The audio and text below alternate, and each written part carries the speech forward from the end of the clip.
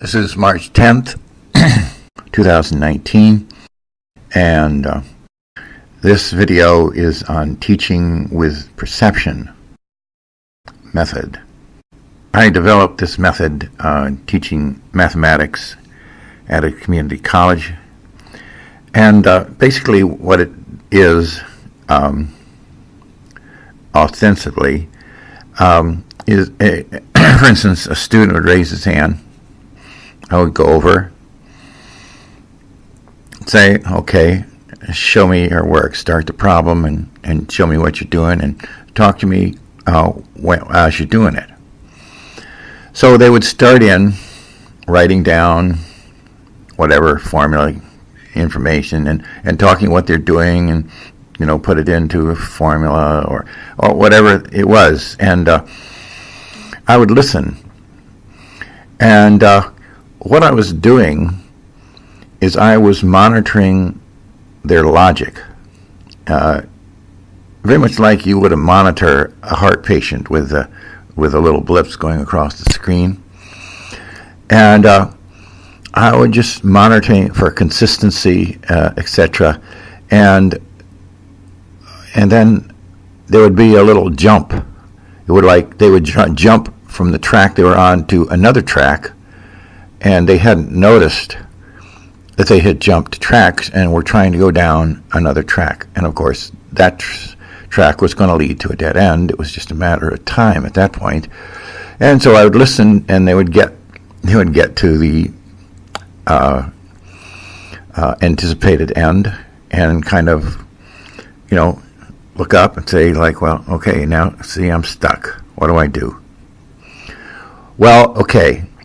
At that point, and this is important, that you have a question created.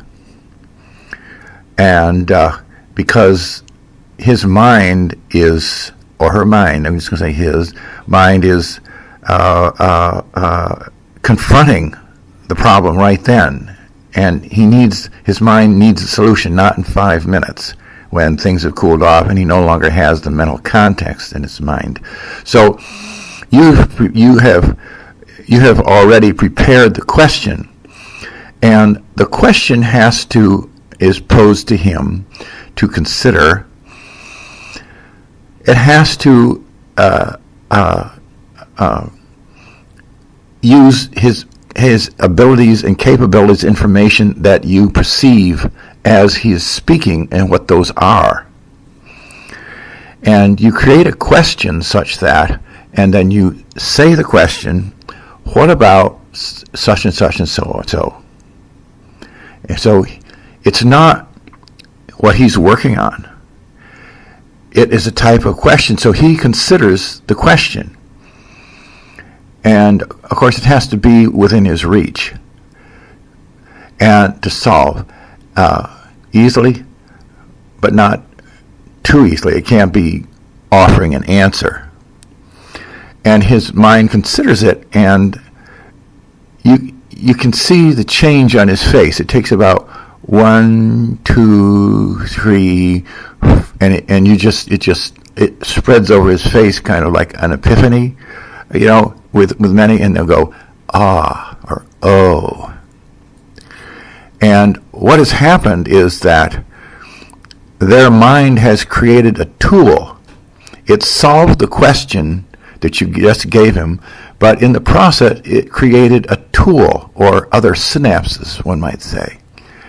And you can see that without a word, they'll just turn right back to the problem, and they'll repair the track, just get it right in order and zoom along, and it's done. And there won't be a word exchange, and there shouldn't be. You shouldn't stand there and say, well, how's that? Or, you just walk away.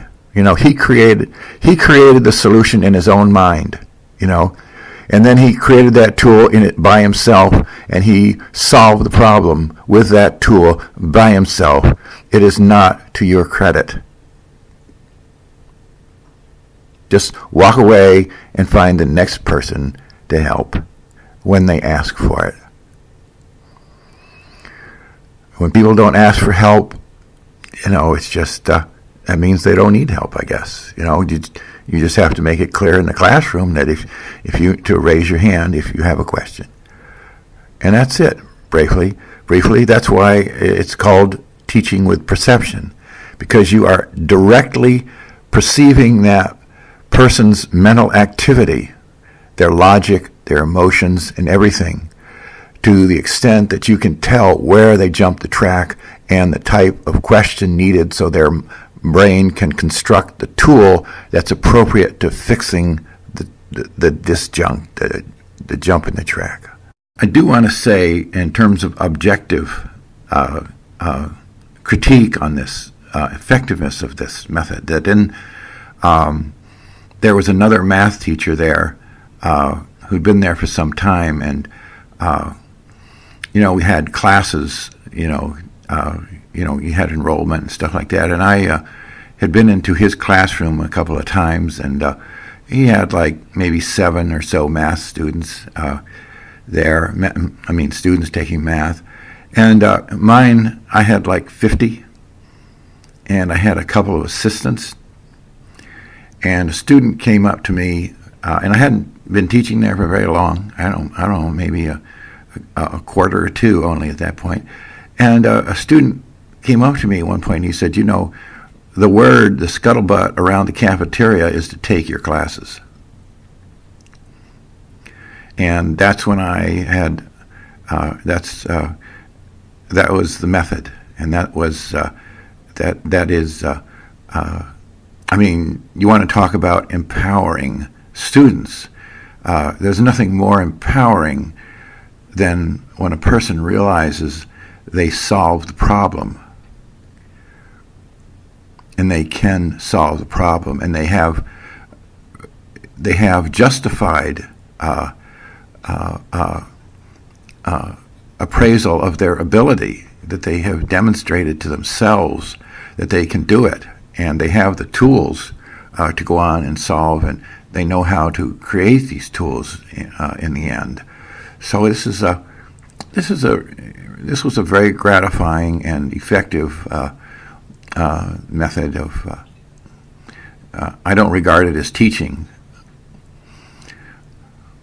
I guess it's just a method of something, whatever it is. This approach to listening to somebody in this manner, you can use it with anybody in any conversation at any time about anything.